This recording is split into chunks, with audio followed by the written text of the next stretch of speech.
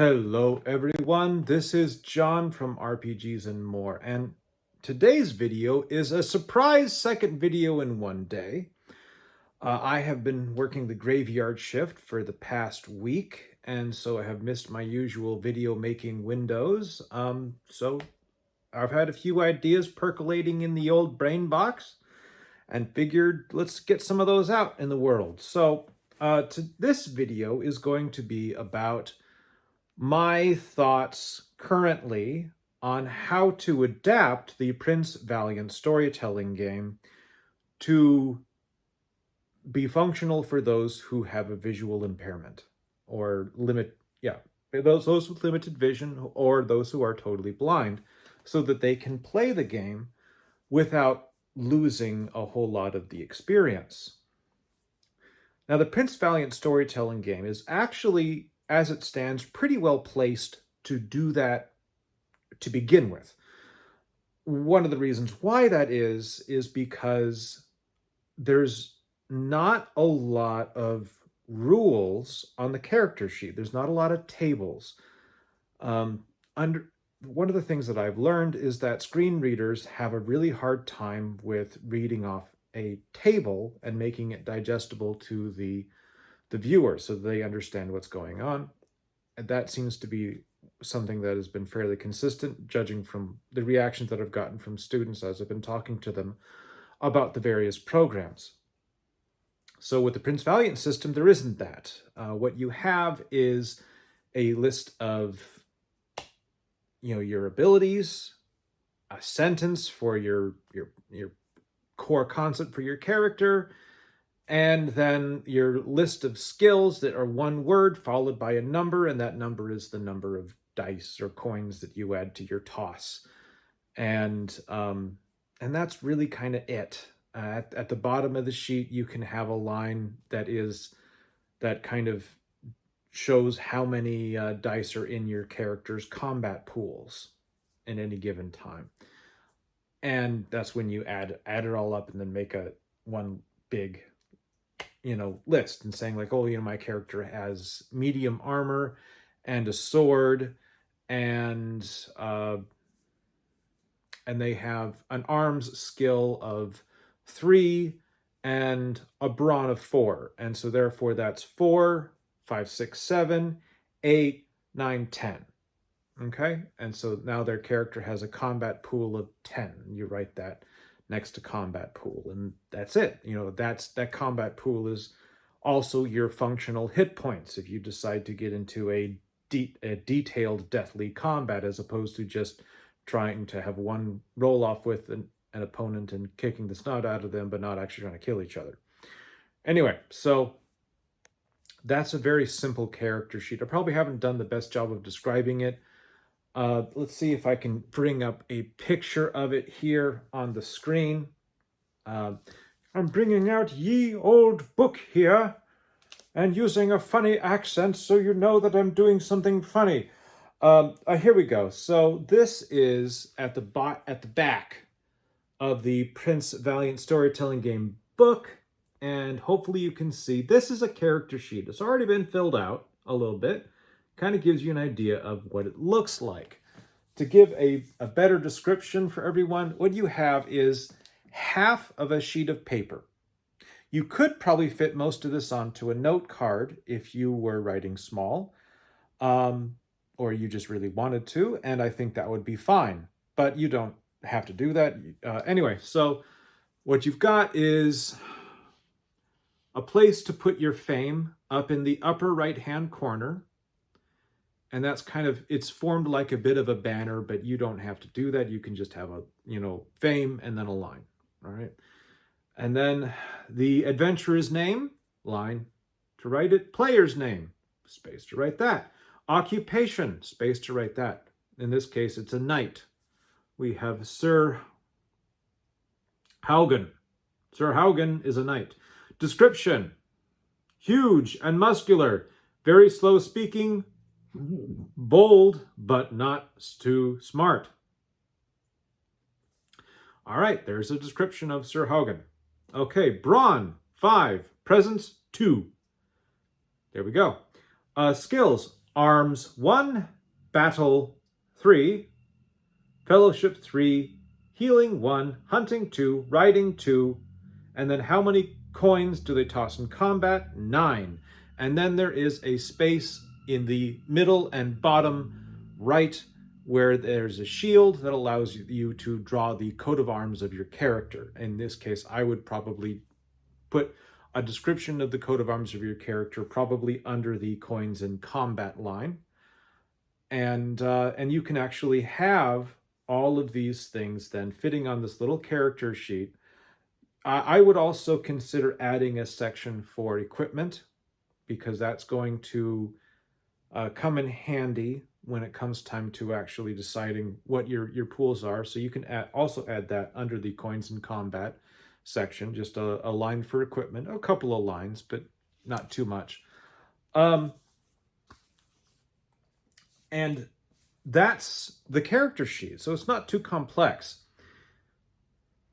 The other thing that you can do to make this easy is understand that, well, it's already easier in some ways than some other games, because the main mechanism for deciding what things are is a coin toss. You're taking a bunch of coins, tossing them in the air.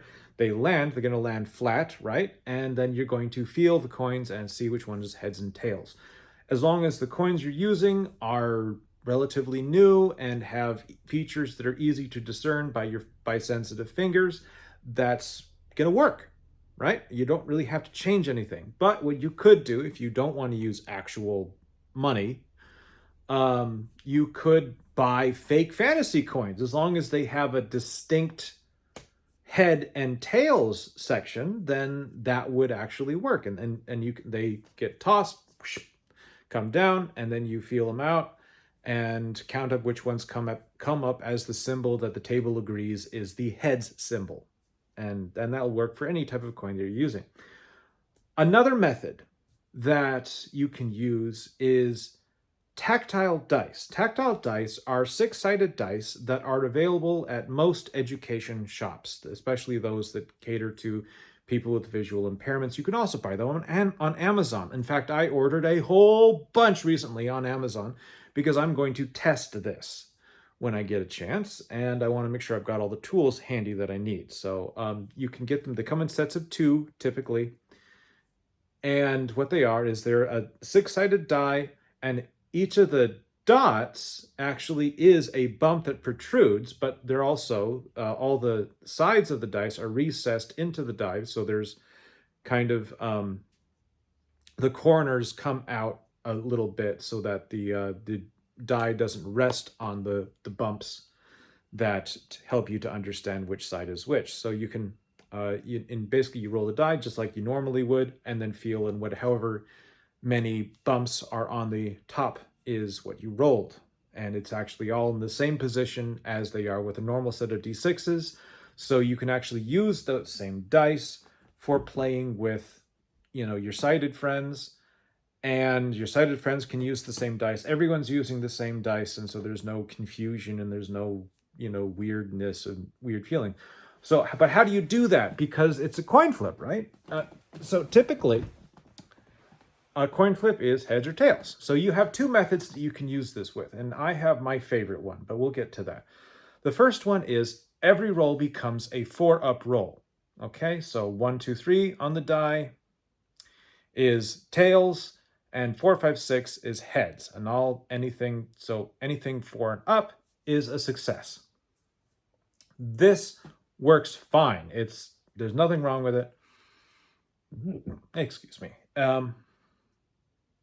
There's really nothing wrong with this way of doing things, as long as you're the kind of person that typically rolls average and you don't believe in good and bad luck with rolling and stuff. Me, I'm a bit of a war gamer, and I've had lots of experience with dice that tend to roll low, or at least they feel to me like they're always rolling low. And so I was shying away from this idea because I was testing it. I tested it several times over several combats, and it just seemed like there wasn't as random as I thought it was going to be. I know that might sound strange, but it didn't feel right. So the alternative idea here that I would recommend for people, and this is my personal recommendation, is instead of 4 and higher, you go evens is heads, odds is tails. And the benefit of this is you can actually use almost any die type you like. If you love D4s, if you gotta have a handful of caltrops whenever you're playing a game, you just can't. You collected so many for various spells in D&D, and you're really proud of your D4 collection, you want to use it, you can use it. If you want to use like D4s and D6s and D8s all in one hand and toss them all, you can do that too. You can use any, as long as they're even-sided, ultimately, any kind of dice that you want. You can even use a handful of D20s because it's binary. It's evens or odds. Even is a success, odds is a failure. I like that idea because, as I've said before, you can use any type of dice you like, and also it's kind of easy to remember.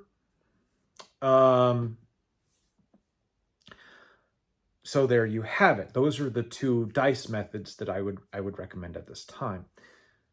And really, at this point in time, given that there is not a legal way to get the PDF for this game that I am aware of, I've been on the Chaosium forums, I'm checking around and I'm trying to figure out, because Chaosium supposedly is like the person that's closest to having the rights to the game, but they don't actually have the rights to the game, and so or the license, and so therefore they are it's in limbo right now. So there's no legal way to get your hand on the PDF right now that I'm aware of. But you still want to be able to share your information with your friends who are visually impaired, right? You want to make sure that they have what they need. So there is some information that you can get from, I think it's called the Alexandrian. Their website has a PDF of like rules only content. It's just the rules. There's none of the Prince Valiant IP in it. Excuse me. No explanations for anything. You cannot learn the game using this document. I've mentioned it before in previous videos. It's neat and I like it, but it's not a replacement for the rulebook. But what it is a way to kind of have a DM screen, if you will, for yourself. And if you take that, you can actually you could take that to someone who's good at Braille and see if they can transcribe that into Braille and have that available as a resource so that people can just check, hey, these are the modifiers. These are, and do I have this? And then they can go back to their character sheet, which, they could conceivably just be keeping on a piece of Braille in front of them and modifying with a slate and stylus or a Brailler as they go, without necessarily having to use a computer, basically, at the same time.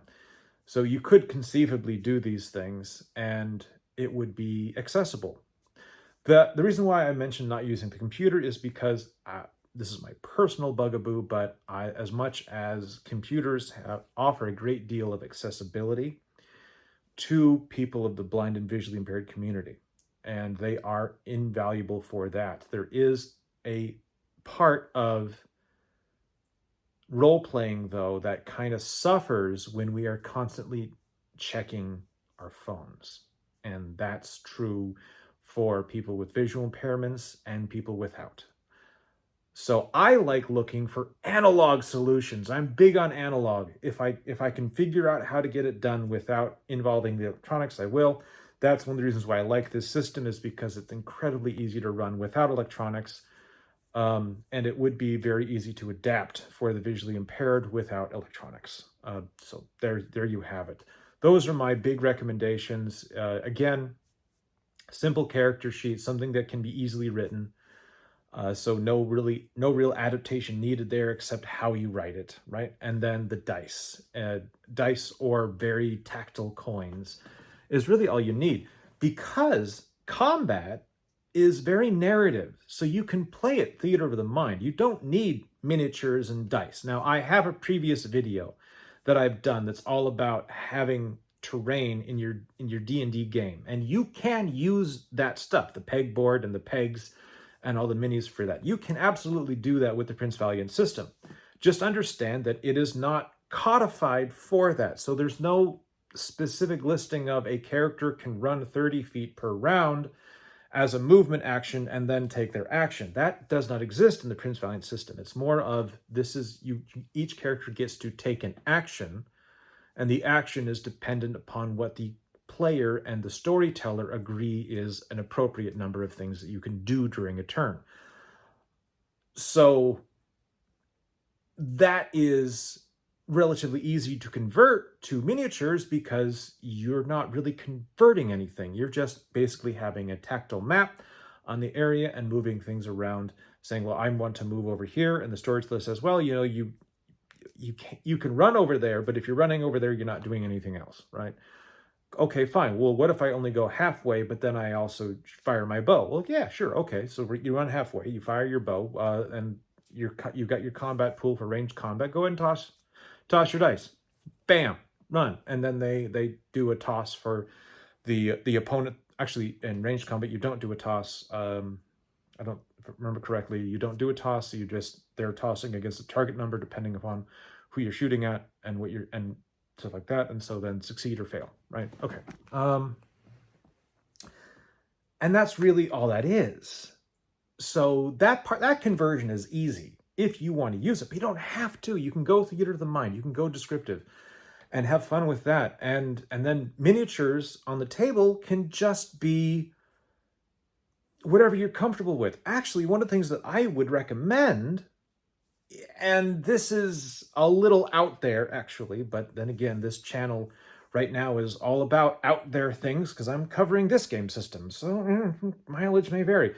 But 54 millimeter plastic figures, or 1/32 scale plastic figures. That's the big scale. Those are the ones that are like, you know, the green army men that we used to see in bags and stuff at our dollar stores and Walgreens and whatnot here in the US. I'm sure you have something similar in Europe and other countries. At least you hopefully will understand the idea of what I'm talking about. They're roughly 2 inches tall, maybe 2.5, and they're green, and they're usually army men, right? Well, they also have lines of this that are for medieval guys, and they're typically are a bit like awkwardly posed, sometimes too thin, and don't look very historical in some cases, but they're cheap and they're plentiful, and you can get a lot of them for a low price on Amazon if you so choose. But the good part about those is they're big.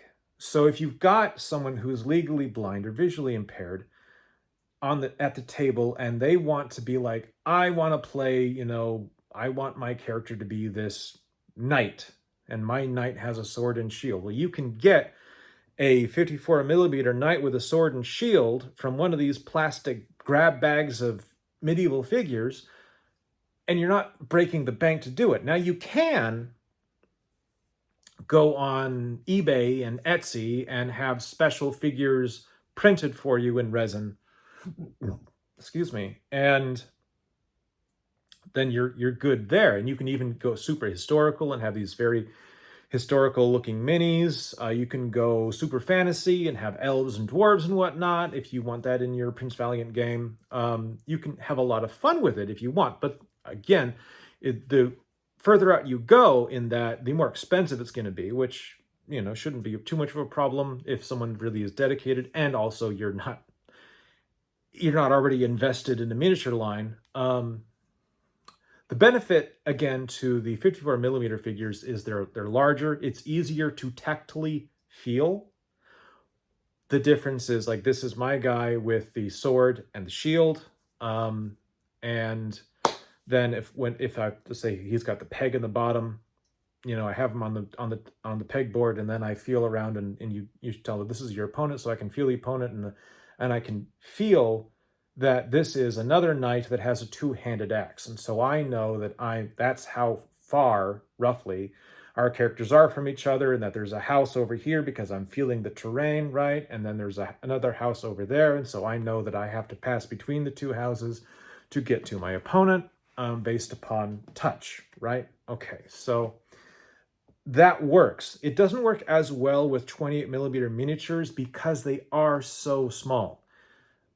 Yes, it works a little bit, and I've seen students make do with that and and they're still having fun.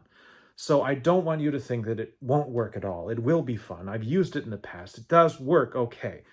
But in my imagination, I think that, and I haven't tested this yet, but I think that 54mm miniatures would work better, especially for melee skirmish type stuff, than 28mm. But the challenge is actually getting the collection of figures, finding good sellers. Honestly, I wouldn't even try to paint them unless you are an experienced painter and know what you're doing, because I tried a few years ago and it was an abysmal failure. I'm still going to try again a little bit later after I figured out a few other things. I basically figured out that there's a lot of manufacturers do use cheap plastic and paint doesn't stick to it, and it's a mess. So even if you scrub it with soap and water, the paint still doesn't stick and it still creates problems. So that's why I'm saying be careful with it, and maybe not even bother painting, just use the figures because you're just trying to go for basic visual function anyway. But that's another option for adapting for the visually impaired that could help and could function. Resin is okay. The plus side to resin is you can get a wide variety of resin figures in that scale, and they're not crazy expensive. They're expensive. You're looking at about $10 a figure from what I remember from my shopping experience, versus like $10 for a group of 5 or 6 plastic figures of various fantasy ranges if you go the Amazon route. So it's kind of here and there. The downside to resin, though, while you have a wide variety, this fact that it is resin, and depending on the quality of the resin that the printer is using, if you put too much pressure on it by touching it, the sword will break, the bow will break, the staff will break, maybe even a head will snap off. It's brittle, and it's not great for that. So I would be careful there. If your goal is to create a table for someone who is going to be looking at it, tactilely, because they might break something, not meaning to, not trying, because they're just using their fingers lightly. I've had that experience with plastic miniatures. Lord of the Rings, guys, I put my hand down to move a guy and pang, I broke a spear. Geez, I barely felt the pressure of my finger on the miniature before the spear broke. So it wasn't like I was, not trying to take my hand away. I just didn't, there was no time. So resin is a blessing and a bane for that. If you all of your friends are visually impaired but not blind and not necessarily going to have to look at things tactily but just want to have larger figures to use, then you're probably good with resin, because they're going to be able to see it and they're not going to have to touch it in order to know what it is. So that would be fine, and go for it. Otherwise, I would recommend sticking to plastic, just because it will bend with less chance of breaking, and even if it does, you can usually use the hot water, cold water method to get it back in place later. Or pinning and pin it back in place, and that can work too with some of the larger, thicker plastics. Anyway, so we've covered miniatures, we've covered rolling with dice, we've covered the character sheet, we've covered basics of how to do the rules, every terrain pieces. So that's the hard part. With 28mm, there's a lot of terrain options out there. I still recommend, if you can get your hands on the Gridscape stuff, then do that, because that fits into the slots of the pegboard and is pretty nice for that. If, however, you can't for whatever reason, second option is getting your favorite walls, specific to walls. We're not talking Dwarven Forge that has floor and wall. I'm talking just walls, okay? Excuse me. And then you can attach magnets to the bottom of those walls. And then put your mat on a whiteboard or a Ferris mat of some kind. Excuse me. And put the walls, tank, they are magnetically attached to that. They're not going to, hopefully, if you use strong enough magnets, they're not going to just fall over the moment someone touches them. And people still have to be gentle because you can move things around. But it allows you to set up a scene. And you just attach magnets to the bottom of all your miniatures and all your scenery and anything else that you want to have on that table that you don't want to go skittering across it whenever someone puts their hand on it. That will also work. And it will work good with 28mm stuff. The main thing that you don't want to use anything that has a floor on it is because if you use the floor, then that means that you've got to attach something magnetic on top of that floor so that the miniatures you're using will attach to it. It just adds extra work. There's plenty of sellers that are going to sell you dungeon walls that don't have any floor pieces attached to them. And some of them are going to be pretty cheap. So you can look into that. And that's why I recommend that as one method. Another way you can do this, especially if you can use the 54mm/132nd scale, guys, is you're going to have to make your own walls. This can be done with cardboard and a little poster board. There's some Wylox crafting has some great videos about making terrain, and you can follow some of those for advice on how to make walls and how to do a lot of stuff and what to do with poster board in order to make cool details. What I'm just going to describe for you is a basic method of take cardboard, cut it to the size and shape that you want, then take your poster board, peel the paper off of one side of it, add in the details of the stonework that you want to have, assuming you want to make a stonework wall, using the point of a ballpoint pen, just kind of basically draw in the rocks on your section. Once you've cut it to, probably before that, cut pieces to match the same size as your cardboard, and then slap one side to one side of the cardboard and another to the other side, and now you have a double-sided wall. And this same method will also work if you're trying to make a wattle and daub type thing. You just basically draw in the beams and then use something to kind of push down the foam between the beams in order to make it look a little stucco-ish. You could use rolled up tin foil for that to give it a little bit of texture if you wanted. You don't have to. And that's a way to make simple wall sections, and then you attach the magnets to the bottom of those or the peg pieces, and use your pegboard or your whiteboard, basically. And those are two ways to do stuff for 28mm and or 54mm miniatures. The downside to the 54mm is you're going to have to make your terrain yourself, because I have looked and I have yet to find a reliable source for 54mm dungeon terrain.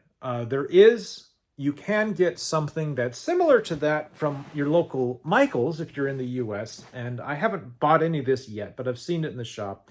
And you can buy sections of, when you go to the dollhouse area where they have like dollhouse furniture, at one point I saw a pack of these little wall sections that looked like kind of dungeon walls. They had a bit of an arch to them and stuff like that, and you could buy them in like packs of 2, I think. You could get several of those, and if I can find them on Michael's website, I might see if I can get a bunch of them to make my terrain for that. That's one option. The downside to that is that you really only have the one pack. They don't have a variety, so there's no gate, right? You have to make the gate yourself. The doorway or whatnot. But, it's an option. It's a thought. The other thing is to consider, maybe you don't want walls at all. Maybe you just want something to mark out the space on the floor so that your players know this is the edge of the room, and they just move their miniatures around the inside the edge of the room. So there's wax sticks you can get that you can actually place on the board, especially if you're using a whiteboard, and use them to form the outline of your room. They become a tactile thing that you can run your hands over, and as long as you're not too rough, they won't come off, right? And then when you're done with that room, you peel the sticks off. Hopefully they come off in one piece, and then roll them out again, and then roll them out to their usual size and stuff, and then put it out again. You can do something similar with poster tack, although that probably will have a less of a shelf life than the wax sticks will. But it's another option if you have lots of poster tack and you don't mind messing with that. That's another way, especially if you're trying to make cavern walls and you just want to have a little border, right? And don't want it to be uniform. That's another option. So that's how you can do terrain. I still haven't decided what method I want to do. At some point, I do want to do the 54mm guys because I like it. But I haven't figured out a way to make it work because I want to paint them. So that's me. And I don't know how to do the terrain. I know how, in the sense. I know how to build the terrain. I just haven't figured out all the ins and outs of it. Anyway, so all the ins and outs of how to make it at that size. Still working on learning all of that. And then it's on the back burner for a while. So don't expect to see any videos on that anytime soon, please. It's just something I'm talking about. So we've got terrain, we've got minis, we've got dice, we've talked about the character sheet, and we've talked about rules information, right? So those are the big things that you would need to make the game accessible for someone who's blind or visually impaired.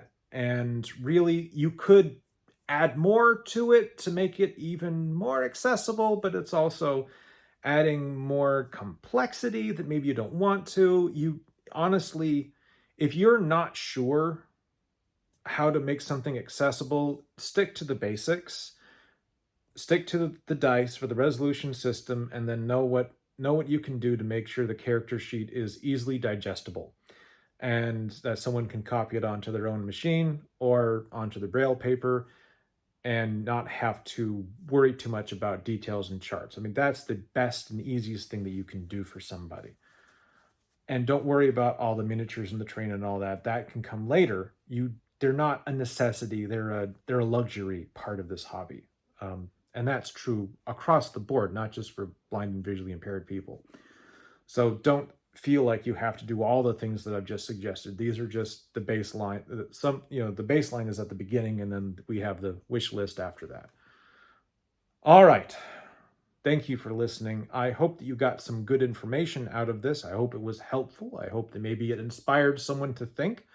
And if you think that I'm nuts and crazy for even considering 54mm miniatures and you want to tell me so, please leave a comment down below. I'd love to hear your reaction to that. If you think that 54mm miniature sounds like a marvelous idea, I'd love to hear that too. If you've got resources of a good website to get quality 54mm miniatures that are going to withstand the touch of grubby Cheeto covered fingers, I know that that's not always the case, but sometimes it is. Please leave that link down below, and I'd love to know about that. Anyway, thank you all so much for your time. I hope you all have a wonderful day, and peace be with you. Bye-bye now.